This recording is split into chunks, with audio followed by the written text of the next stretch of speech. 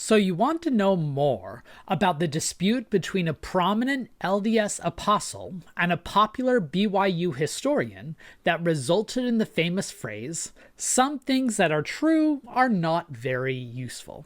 A couple months ago, I did a series on the Mormon history debates of the 1970s and the 1980s. I recommend going to check out those videos if you haven't yet. But there is one story that I wasn't able to fit in that I really wanted to. It's one of my favorite stories that touches on a lot of these central issues, and it frequently comes to mind. It includes in one corner D. Michael Quinn, one of the most influential historians in modern Mormonism, and in the other corner was the Apostle Boyd K. Packer, known as one of the most dedicated guardians of LDS orthodoxy. It culminated in a public clash that was covered in the national media. Now, this episode reveals a lot about the stakes of Mormon history. What is the purpose of digging into the past? Is it to capture the messiness of history, the warts and all? Or is it meant to reaffirm faith and fit into these faithful narratives that are often at the heart of LDS truth claims? This is an especially potent topic for the Mormon tradition, as history typically stands in for theology. So as part of my So You Want to Know More About X series that I do many Fridays, we're going to dig into the primary documents behind these fights. One document that comes from Elder Boyd K. Packer, and another document that comes from the historian D. Michael Quinn. Now, this story is important in itself, but it's also a case study of the broader issues of how Latter-day Saints wrestle with the past. This episode often comes to mind when people in my comments say that I'm being too negative. Critiques that I often want to just dismiss, but I recognize reflect a broader world view that is not just some jejune rejection of modern history, but it's a conflict of what we see the purpose of history to be. So in this video, I'll lay the groundwork for the battle among historians and apostles that culminated in this 1981 clash. I'll detail Boyd K. Packer's critique of New Mormon history, including his influential address that still shapes LDS education today. I'll then survey D. Michael Quinn's response, and then I'll touch on some of the legacies. Sound good? Let's dig in. Now, I've already done quite a few videos on the New Mormon history movement in the 1970s and 1980s that I recommend going to check out. There's an entire series, a playlist on my YouTube channel if you're interested. But here's the Cliff Notes version. Leonard Arrington was the first professional historian to be assigned as the church historian in 1972, which inaugurated what we call Arrington's Camelot. Better access to the archives, more professional historical work, and a confronting with traditional myths. And D. Michael Quinn, who was a graduate student at the University of Utah at the time, worked with Davis Bitton, who was an assistant church historian, was hired to work in that church history department. He worked in the archives, digging up these sources and analyzing them until he left for his PhD program at Yale. He deeply believed that Mormonism and its faith was strong enough to withstand historical criticism. And he reflected this broader New Mormon history movement that was devoted to archival research, emphasizing cultural influences and disrupting traditional myths. And among those most concerned with what they saw as the naturalistic streak of the New Mormon history was the Apostle Boyd K. Packer. Now, Packer himself was, to a degree, an academic. He received a doctorate in education from BYU, he worked in church education, and he served as president of the church's New England mission, which put him in touch with a lot of the faith's intellectuals like Richard Bushman. And then he was called to the Quorum of the 12 in 1970 at the age of 45. But he very quickly became known as the anti-intellectual apostle, trying to tamp down on these influences, in part because he recognized how powerful ideas were. He was one of the critics of the 1976 1996 Story of the Latter-day Saints volume, something that I covered in an entire video where historians tried to provide a new general survey of the faith directed to Latter-day Saints, but was deemed too naturalistic by apostles like Ezra Benson and Boyd K. Packer. He was also influenced by the broader culture wars in the 1970s, when many white evangelicals were similarly denouncing historians as being too secular and not playing up the notion of God's hand in history, a phrase that's going to be quite crucial. And it's during that time that D. Michael Quinn finishes his PhD at Yale and is hired at BYU. And as part of the hiring process, you have to have an interview with the church authority. And because history is often ironic, Boyd K. Packer was assigned to give D. Michael Quinn his interview. And Quinn wrote in his diary one of the things that Packer said that really frames this debate. This is what he says Packer told him in the interview. Quote, "I have a hard time with historians because they idolize the truth. The truth is not uplifting, it destroys. I could tell most of the secretaries in the church office building that they are ugly and fat. That would be the truth, but it would hurt and destroy them. Historians should tell only the part of the truth that is inspiring and uplifting." Now, in the words of the wise philosopher John Mulaney, we don't have time to unpack all of that, but I do think those notions of what should truth be used for and when should truth be ignored, it sets the clear stakes, because the battlefield between these two figures is already quite clear, and it's going to become quite pronounced later on. By the way, before I go much further, just a reminder that if you enjoy this kind of nerdy content where we dig into the past and show its relevance, make sure you are subscribed to this channel. I do deep dives on topics every Monday. I connect the past to the present every Wednesday. And then I pull back the curtains on the historian's craft every Friday, either through these So You Want to Know More About X series, interviews with authors, or dissecting new books, or digging into the sources so that you too can become a historical expert. And if you want to give back to this channel, and I'm so grateful for the many of you who have chosen to give back, you can become a member, where for a nominal fee, you get early access to the videos, you get little icons next to your name when you comment, and most importantly, you can feel satisfied that you're supporting public-facing historical scholarship. I also recommend following my various social media platforms, especially TikTok and Instagram, where I do supplemental videos, and subscribing to my free kit newsletter. I usually send out newsletters every other week or so with links and updates and announcements. And also mark your calendars for Wednesday, June 3rd at 6 p.m. Mountain Time. Note the time change from previous months, where I will be sitting down with John Turner. We will both be in Las Vegas for the annual Mormon History Conference that's coming up just next week, and we will be discussing the stakes of Mormon history today. Many of you know John Turner from his award-winning biographies of Brigham Young and Joseph Smith. I currently serve as president of Mormon History Association, and he is going to be the next president. So at this conference, we're going to be turning over this MHA presidential seer stone. And so please come ask your questions about the politics of Mormon history. It should be a lot of fun. As a reminder, that'll be Wednesday, June 3rd at 6 p.m. Mountain Time. Let's get back to the history. So Boyd K. Packer, as an apostle, was assigned to speak at the church's Educational System Symposium on August 22nd, 1981. This came after a decade of infighting between the apostles and the historians, and it's clear that Packer wanted to settle the debate once and for all. He titled his remarks, "The mantle is far, far greater than the intellect." It's always that second far that gets me, that he's really trying to drive home the balance of power here. Now, while his address was directed at church educators, a setting which is important, it's clear his targets were much more broad, the historians, especially those employed in the church. Now, the link to his lecture is in the video description, but I'll dissect some key passages here alongside you. First, he critiqued historians for unnecessarily raising difficult issues, the same theme that he highlighted to Quinn during his BYU ecclesiastical address.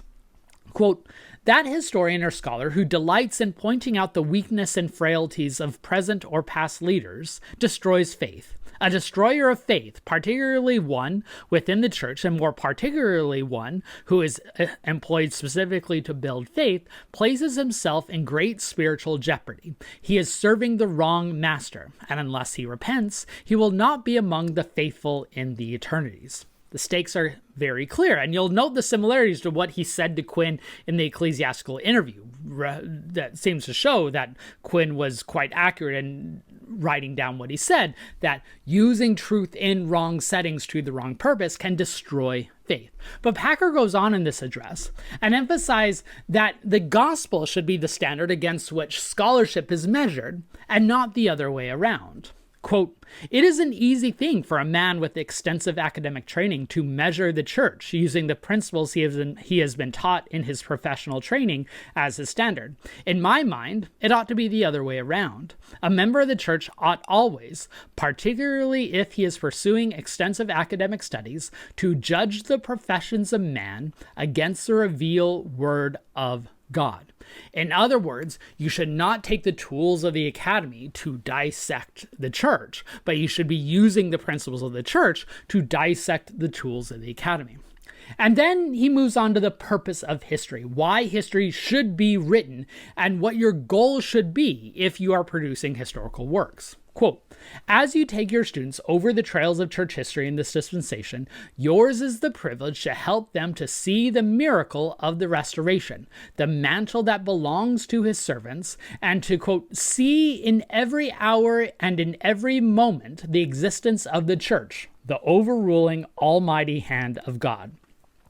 What's remarkable is that quote within the quote, saying in every hour and every moment the hand of God, while he's quoting Joseph F. Smith there, it's also the same phrase that was being used by white evangelicals at the same time for critiquing historians for overlooking the hand of God in, say, the founding of America. In other words, there was much broader cultural capital in that type of argument. And so the stakes, of course, is important writ large, but especially high in the church itself. And this is where Packer ties in the broader culture war or eternal battle that historians are participating in. Quote, "In the church, we are not neutral. We are one-sided. There is a war going on, and we are engaged in it. It is a war between good and evil, and we are belligerents defending the good. We are therefore obliged to give preference to and protect all that is represented in the gospel of Jesus Christ, and we have made covenants to do it." In other words, objectivity is possible. Your goal as a historian is not to be objective. Your goal as the historian is to defend the kingdom of God. And it's in that context that Packer then gives the famous quote that you've probably heard floating around in various internet discussions. Quote, "Some things that are true are not very useful." I hope you now see the context in which he made that argument. It's easy to disparage the remark, and to be clear, I fundamentally disagree with it. But I think it's important to understand where it's coming from. It's based in the agenda of teaching milk before meat, where the priority is not an accurate or rigorous history, but the preservation and development of faith. He did confess that saints might eventually get to a point where they can dig into these sources, but not before they are prepared and not before they have that firm testimony. And again, preserving that testimony, he argues, should be the purpose of history. Now, there's a lot more to the speech, and you can go check it out in a link in the video description. But you get the idea of why this would be seen as an affront to academic historians like Quinn. So by 1981, Quinn had been teaching at BYU in the history department for 4 years. He was not the magisterial popular Quinn that he would later be known as. He, in fact, hadn't published a major book yet, but he was known for his influential articles, as well as someone who was a dogged researcher trying to get at the past. And he was invited by the Phi Alpha Theta, the honor society based at BYU it's a national honor society, but the local chapter at BYU for historians, historians to respond to Packer's remarks and talk about the goal of being a LDS historian. So he titled his remarks on being a Mormon historian. And it was not an attack on Packer on faith, but a defense of the balance of faith and history. Again, you can find this talk if you want to dig into the source in a link in the video description. He opens with his own background, and it may surprise some people knowing Quinn's later history that he spends much of this essay defending his own belief and even bearing his own testimony. At one point, saying that he reached a state in his PhD studies where he worried that what he was studying might destroy faith. And so he prayed and received inspiration, a revelation, personal calling, that what he was doing was called of God.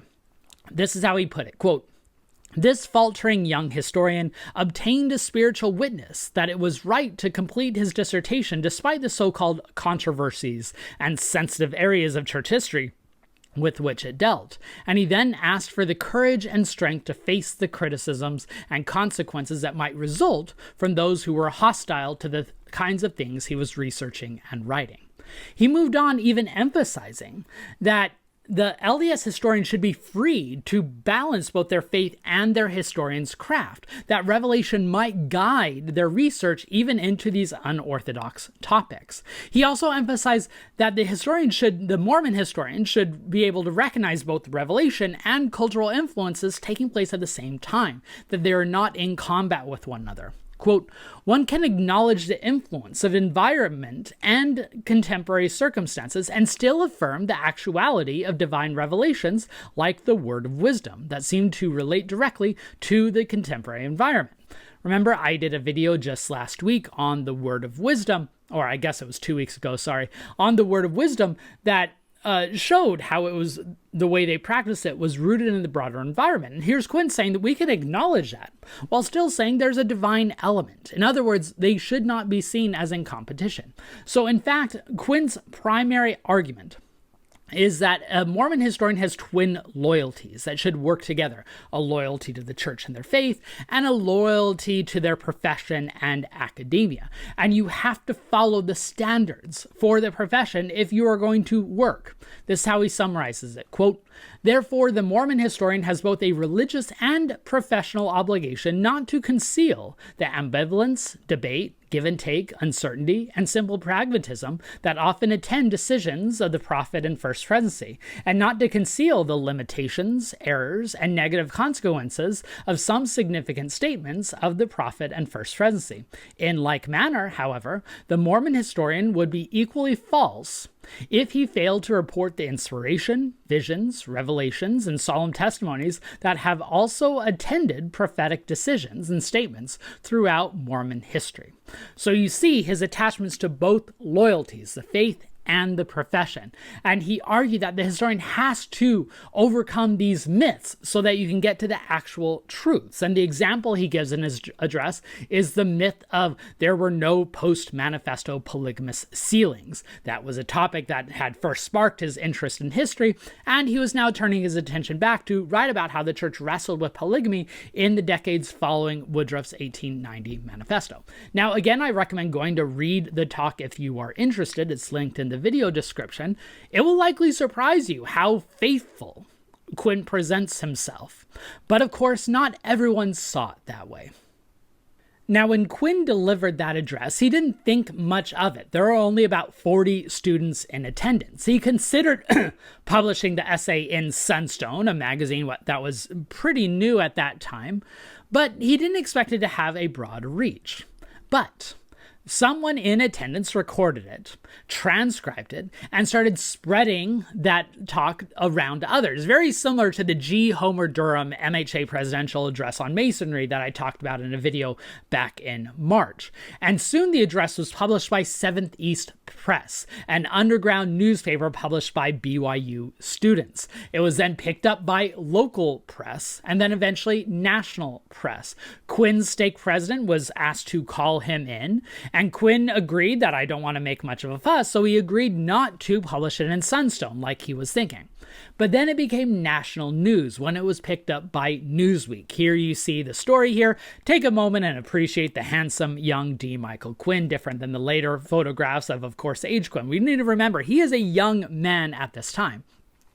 And because of the national press that came from this, Quinn was invited to go meet with Gordon B. Hinckley, who was recently added to the First Presidency, and due to the health of those above him in hierarchy, he was basically running the church. And Quinn notes that they ended up having a very pleasant conversation. Hinckley emphasized that we need to have faithful narratives, but Quinn countering that, what about what if some of those narratives are false? And use the example again of post-manifesto polygamy. And he says that Hinckley was actually quite surprised to hear the actual details and said, you know what, maybe it would be good to have those details out. On the other hand, Packer never really forgave Quinn for those activities, and Packer would frequently speak about Quinn in public and private settings. And after Quinn finally published his massive article on post-manifesto polygamy and dialogue in 1985, Packer directed Quinn's stake president to revoke his temple recommend, which would result in him being fired at BYU. That's a whole story. I did a whole video on that episode last year that I recommend going to check it out if you want. But the origins of that conflict were in these competing lectures 4 years earlier in 1981. This story is crucial for understanding not just the historical episode and the battles taking place around 1981 in Mormonism, but also the stakes of what history means in these divergent viewpoints. On the one hand, you have Packer's urgent push that history must be used to reaffirm faith, that there is a war going on and we are not both sidesing it. We have to be on the one side. It's a war between good and evil, and the goal is to develop spirituality, not become secular historians. And his address on this, the mantle is far, far greater than the intellect, is still required reading for LDS educators, showing how far that shadow is still cast into LDS tradition. On the other hand, you have Quinn arguing that true belief and true history must work together, that false histories like that of the LDS Church not sanctioning plural marriages after 1890 destroy faith, and that the historian has these twin loyalties to both the LDS institution, but also to their academic profession. He would later take his essay on being a Mormon historian, and then provide that as he delivered in 1981, but then adding a coda of what happened later with him being forced into resignation from BYU and eventually excommunicated. It was later published in a compilation of essays with the new title of the essay, On Being a Mormon Historian and Its Aftermath. We know a lot about that aftermath, but I hope you now understand the origins of that first part of the title and the essay. This was, in other words, not a fight between spiritual and secular, but competing views of how the spiritual should operate. Quinn and Packer would both emphasize that they are being faithful, but faithful to different ends. And this framework still structures so much of the LDS debates over history. And thankfully, while the church history department at Salt Lake City has come a long way in what they're allowed to do, you could still get this coming from leaders, coming from fellow members. Just look at the comments in my YouTube videos and you'll see that argument still in full force, that history can only be used to defend the church. Now, if you want to read more, I got two suggestions for you. One is D. Michael Quinn's own memoir, Chosen Path, published by Signature Books a few years ago. A very moving, if troubling read, but it digs into the full history of this. But if you want a secondary overview by a master historian, Sarah Patterson's book, The September 6th and the Struggle for the Soul of Mormonism, is the best overview of these culture wars in the 1980s and 1990s. I hope you found this video useful. If so, hit the like button, share with others, subscribe if you want to hear more content, and become a member if you want to give back. History has never been more relevant than it is now, because even if we're often addressing the same questions, looking at the answers to those questions can tell us a lot about how a community is growing and the stakes that are still in full force today.